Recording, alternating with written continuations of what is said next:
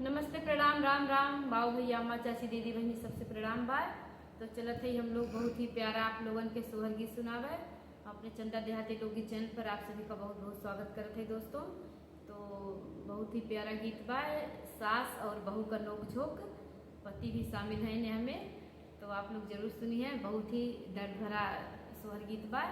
तो चलिए आप लोग गीत का आनंद ली। नमस्कार दोस्तों, तो हम चंदा देहाती लोकगीत 128 से, तो आप लोग भर भर के अपना आशीर्वाद दीजिएगा।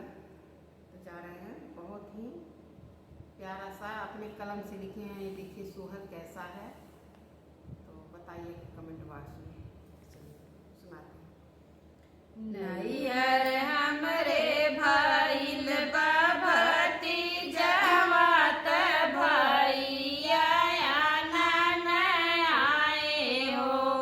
पिया आनी देता चटकी चुनरिया पहिरी नैहर जाइत हो।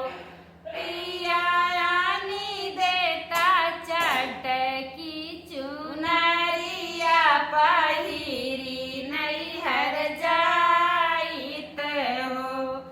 नैहर हमरे भइल बा भतीजवा त भैया आनन आए हो।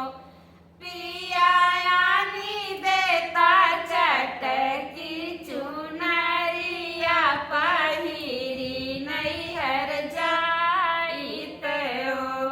एतनी बचा